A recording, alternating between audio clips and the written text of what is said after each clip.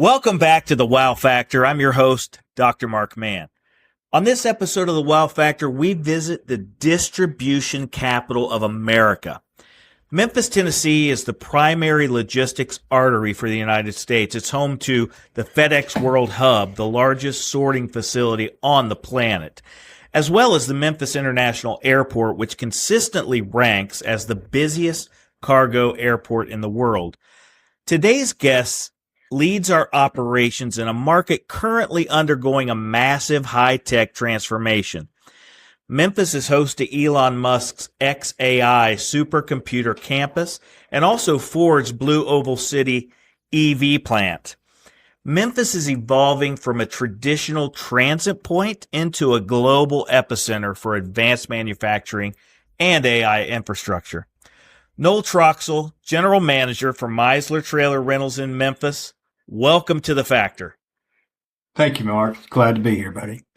Now, Noel, you lead Meisler's operations in one of the most freight-dense cities in the world. But before we dive into that, I want everyone to kind of get to know you and your location. So how did your career journey lead you into the heart of the Memphis logistics triangle? Went to University of Memphis, and I had my resume on a job board, and I got recruited by a company called TIP, which was, all I saw was the GE logo, and I thought I was in high cotton. And so responded to it, went to a dinner with them, and we sat and talked about how much potential there was in this city, which is, I think, probably over 110,000 jobs in the city are transportation related. It's like 30% of people employed here are that way. And this was just, my first year out of college, and I've been doing this type of a role in trailers ever since. I got told one time that, once you get diesels on your shoes, it's hard to get it off. That's exactly right. And as I was doing my research, it did say that, Memphis is so freight dense, but I had no idea it was 30% of the careers there are transportation. That's amazing. So between the constant activity at the FedEx Hub and the heavy industrial traffic on I-40 and I-55, what does a normal week look like for you and your team in this market? FedEx being here and it kind of drove the market to be a DC centric type of a city. And so we have a lot of churn, and that's an inside term for checking in and out trailers. In a given year, we'll probably put out and take in 1,300 trailers, and a lot of short-term needs for surge. And so we handle, that's just one aspect. We've got a full service shop out back with 8 very qualified techs. These guys are all in 20, 30 years of experience each on repairing, completely rebuilding trailers. So we offer that, and we've got drivers that move trailers around for our customers, and then we have service trucks. So managing those 3 aspects is a phone call pretty frequent. It's phones are always ringing, drivers are always up front. It's never dull. Yeah, people talk about the FedEx effect in Memphis, but from your perspective, how does having the world's largest sorting facility in your backyard change the way all the other local businesses think about their storage needs? And it does. Because we're one of the cities that you can take any product and put it in anywhere in the world within 24 hours. And a lot of the distribution centers, they've kind of, a lot of things have changed. Businesses have changed to just-in-time inventory, and then they focus on flow instead of having stuff in hand. So they've got to be able to flow product through and quickly. And we have a lot of seasonal items. So we're in peak season. Everybody plans for peak season if they're going to be successful. Not just for average, but we've seen a growth in, just a lot of DCs, e-commerce businesses Anybody, you get on Amazon, we've got quite a bit of presence from them in town as well. But that's also coupled with the FedEx effect because, a lot of people, they like having their product quicker. Everybody wants it now. And FedEx has allowed that to the city, and it's really sped up the speed of doing business in the city. That just-in-time effect that you have going on there, is that primarily due to automotive? Got a lot of automotive places in the city there. We do have four. We have automotive, and then I guess you're going to say Class 8 stuff would be automotive as well. With the Daimler Chrysler has stuff here, and then just about anybody that needs to get product into their storefronts quickly. Yeah. So from what I understand, Memphis's industrial vacancy recently dropped to around 8.5%, but a lot of sectors are still struggling to find functional space. What are the three biggest space headaches your customers are facing right now? Well, it's either a functional mismatch where they have enough warehouse, but they don't have enough parking, or they have too much parking and not enough warehouse. And then you can have a timing mismatch where you need it now, but it's not available now. And then the kind of a third one there is a location mismatch. You're not close enough to where you need to either to the airport to ship it or to one of the rail lines, or even, we've got 4 Rs here with rail, runway, river, and road. And that's what makes us so distribution heavy. So tell me about a recent week in Memphis that really demonstrates what happens to a local warehouse or production line when the yard gets too congested.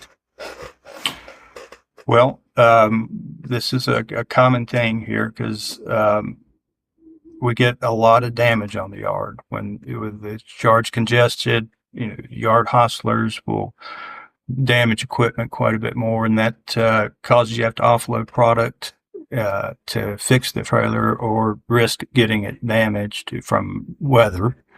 And then it just slows productivity up. If you've got to move 4 or 5 trailers to get your product that's been ordered off, then it kind of just disrupts the business. Does your location have a mobile mechanic that goes out and services trailers that are parked somewhere else? Absolutely. It's a big part of what we do is supporting our trailers once they leave the site.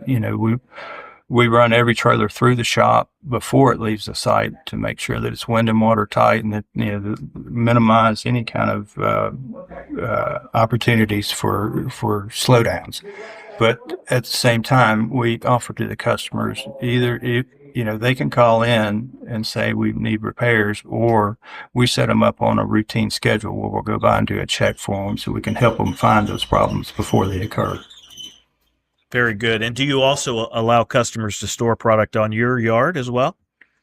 We've ran into that a lot in the last couple of years where it's like you're saying, their warehouse is too small. Then they ran out of yard space.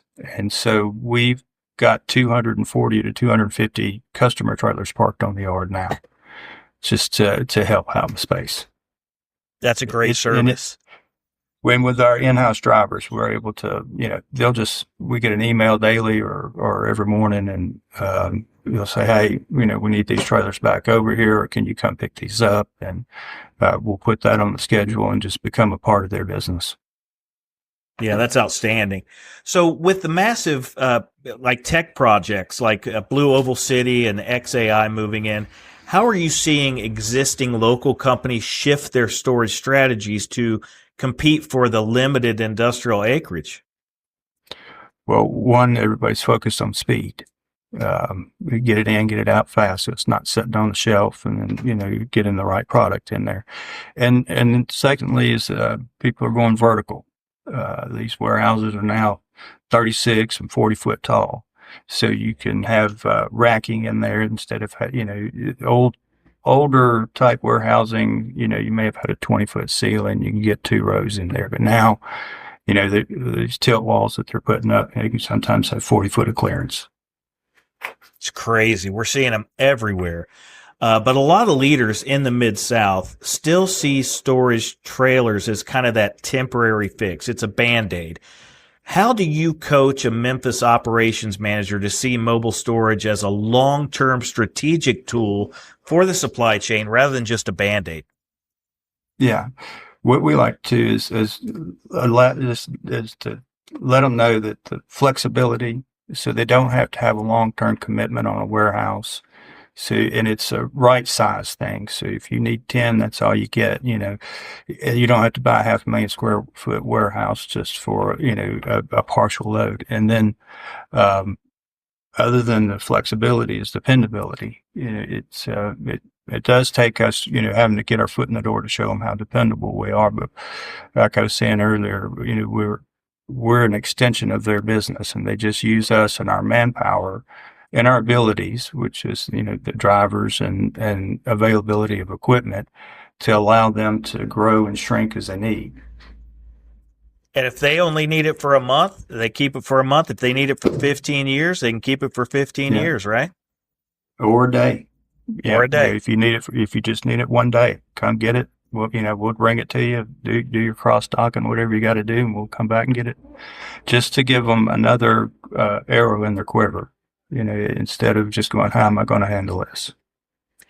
Yeah, and that really helps them build their strategy. So how does the strategy for an intermodal heavy market like Memphis differ from the operations we see in more manufacturing focused markets like Detroit or Atlanta? Well, I think Detroit and Atlanta, those type of places have a lot of manufacturing, like you're saying, and so they're looking for production support and in their warehousing. Here, we're looking for flow. It's got to be able to flow through the warehouse fast. It's not, in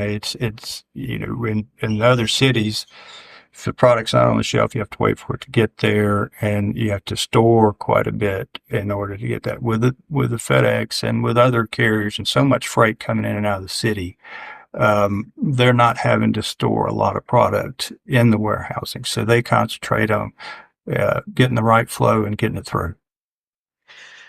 Walk me through a time when a customer was ready to sign one of those big, expensive new warehouse leases, 40-foot ceilings in DeSoto County or Southwest Memphis, and you helped them realize that they could flex their existing site using mobile storage instead.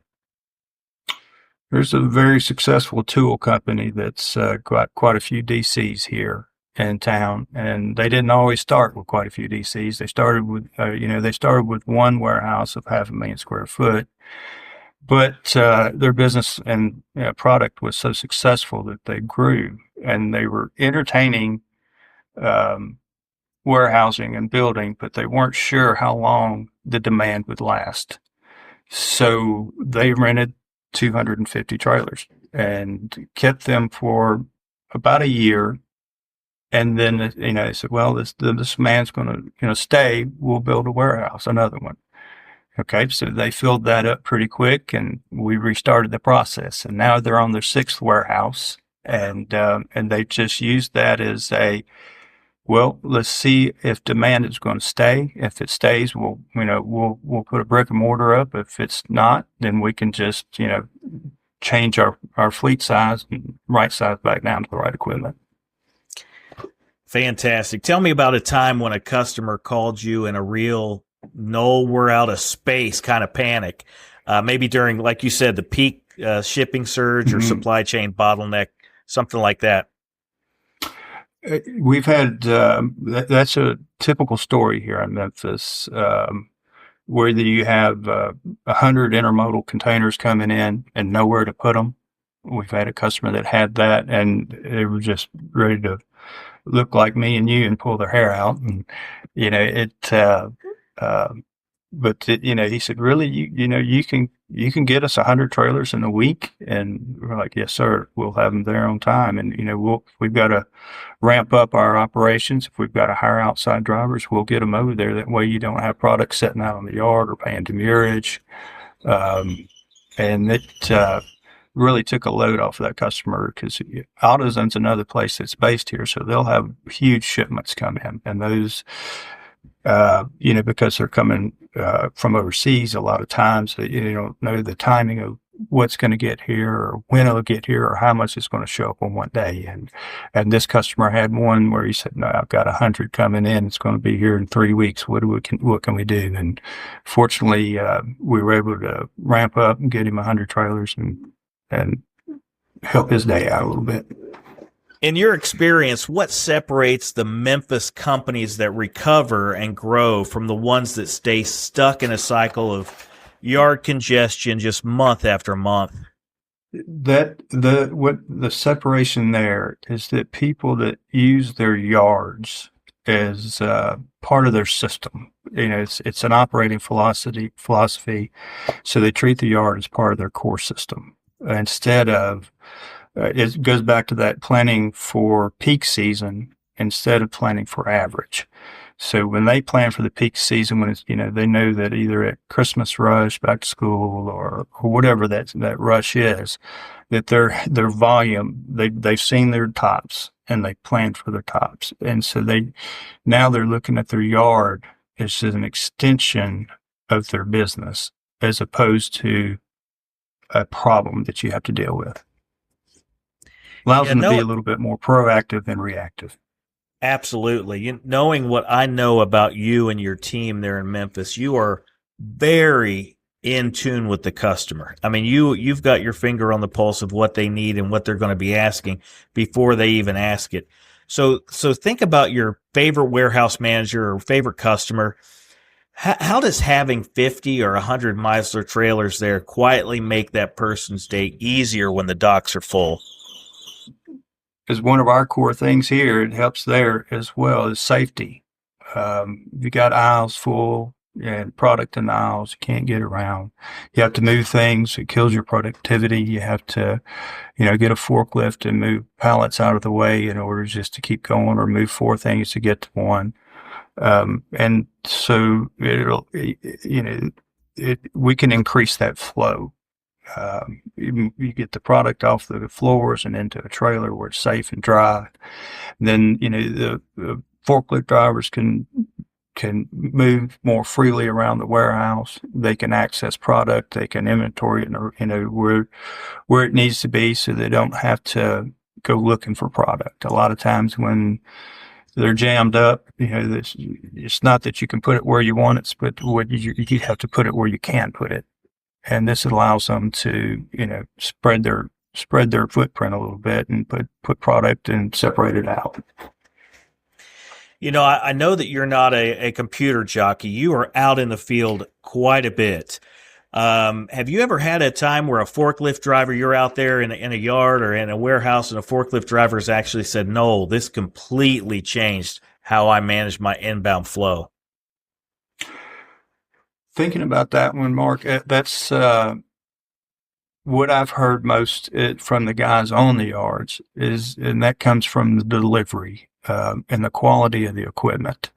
So if they get a piece of equipment that's ready to go and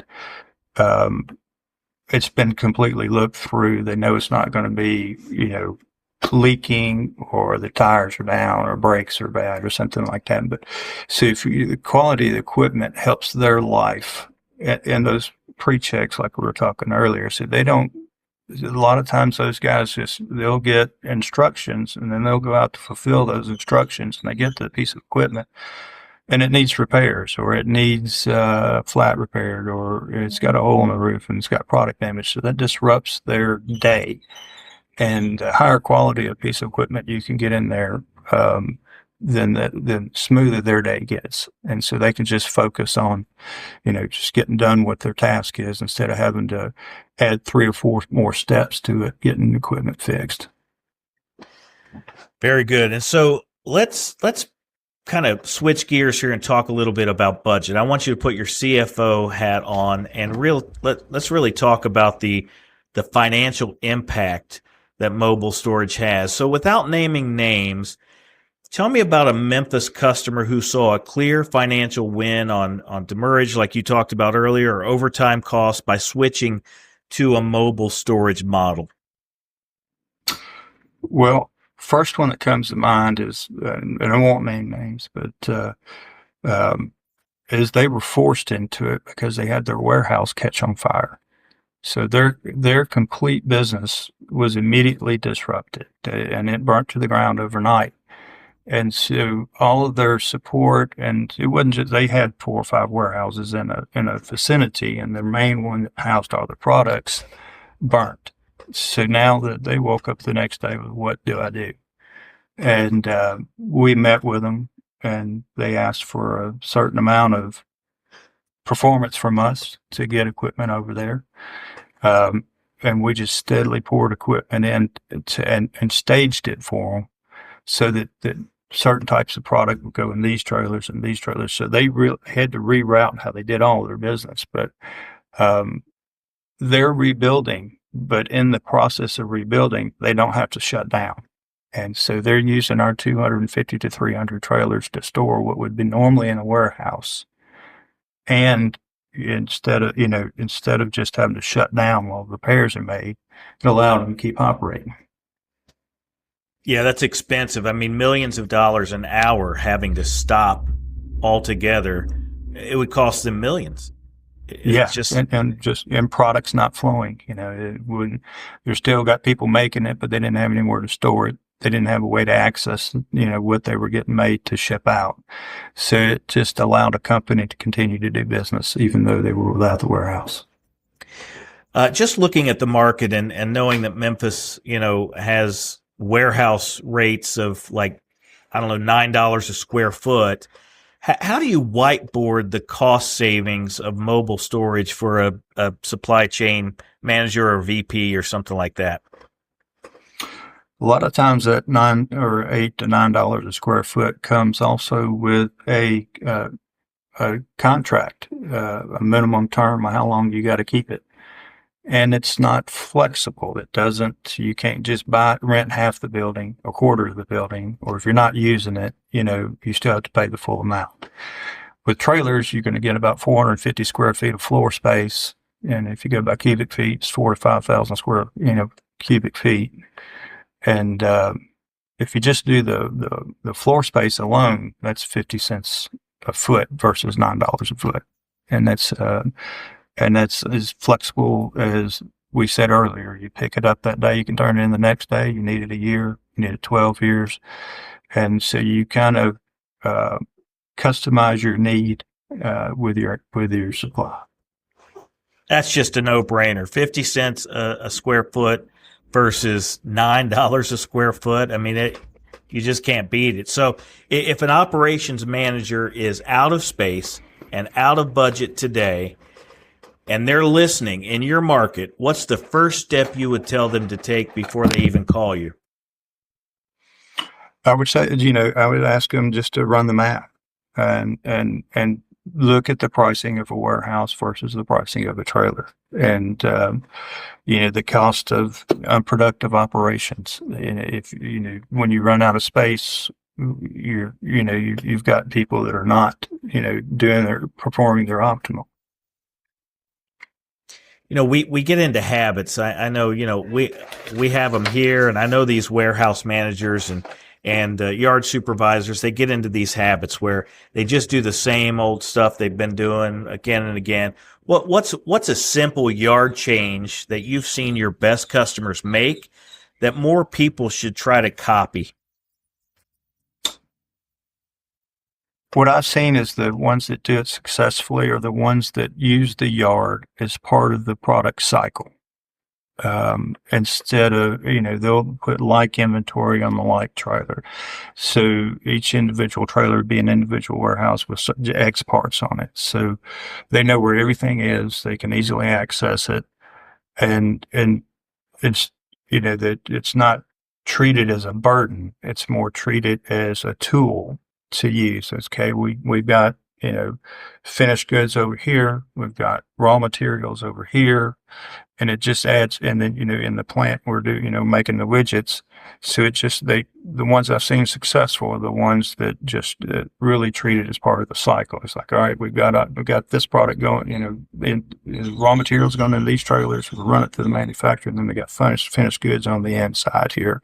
And then it's out the door. So it's just the ones that, use it as a tool. In talking to your colleagues, I'm learning that those 450 square foot boxes can be used for almost anything.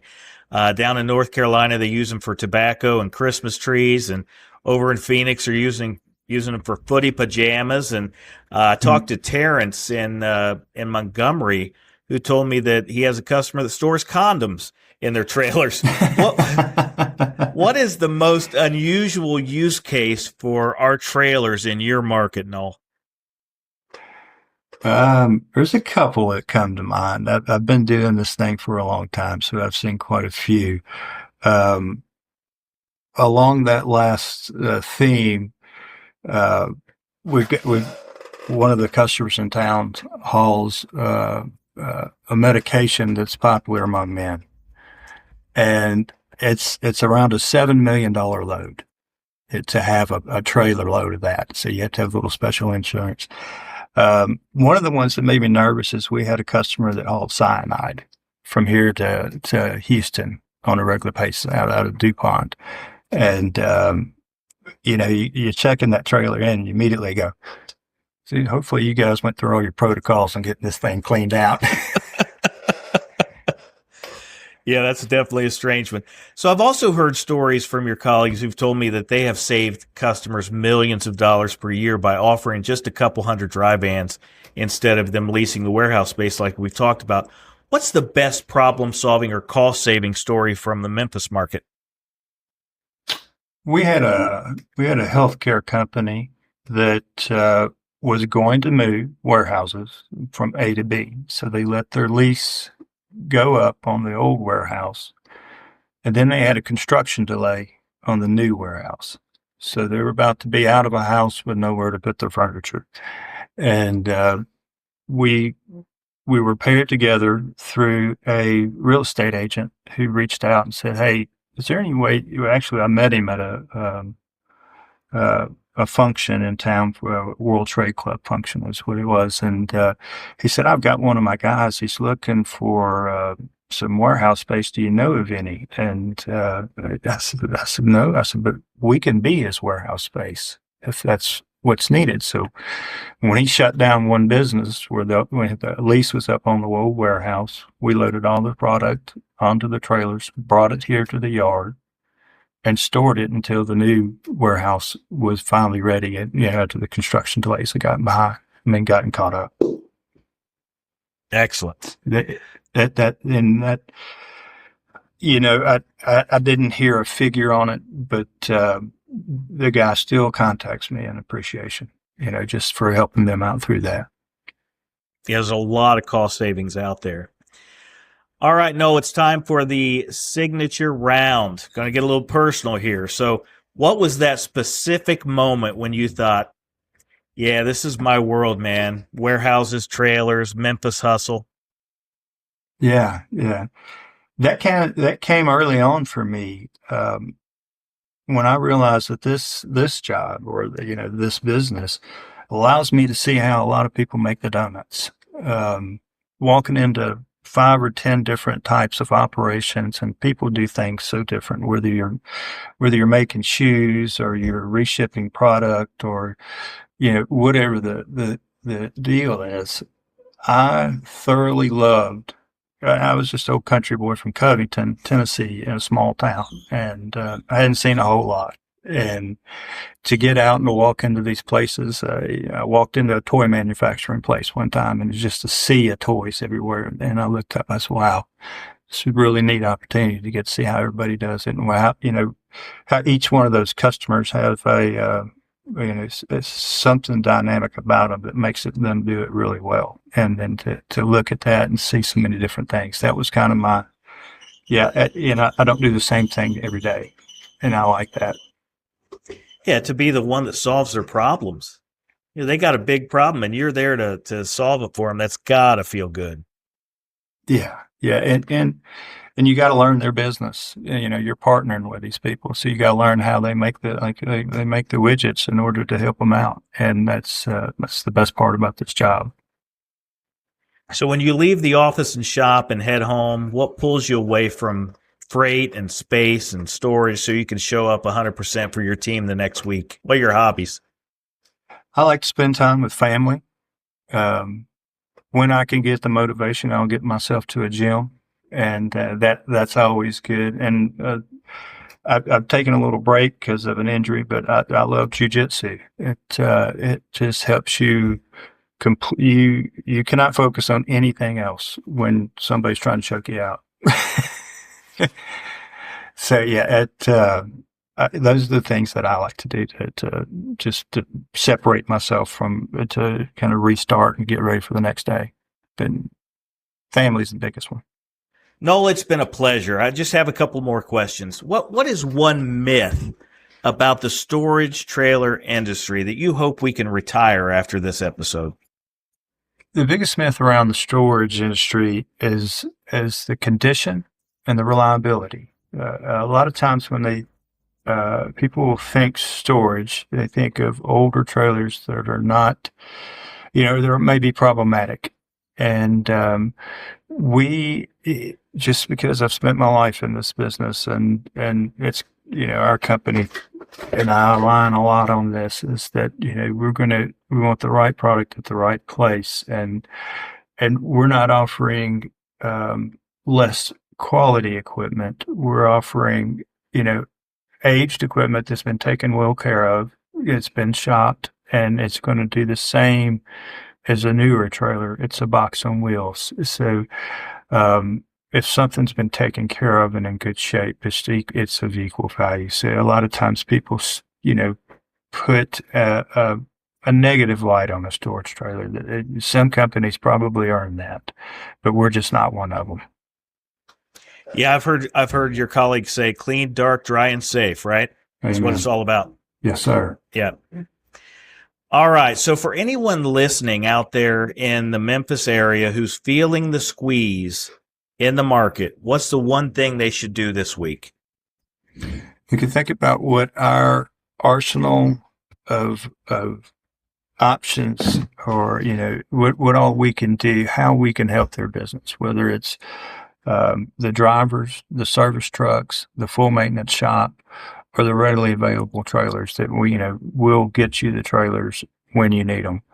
And just to have that as a backup set of plan for anything, or even your primary plan.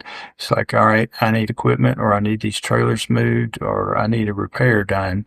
That, just reach out. We're really good at it. It's what we do. We want to take trailers off of, the customer's mind as a problem, but more and introduce it as a solution. And if you're out there right now and you're feeling the squeeze in the Memphis area, you can contact Noel and his team by going to www.warehouseonwheels.com and look up the Memphis location. Noel Troxell, General Manager at Meisler Trailer Rentals, thank you for showing us the wow factor in Memphis today. Mark, it's been my pleasure. Thank you very much. I'm Dr. Mark Mann, and we will see you on the next episode of The Wow Factor.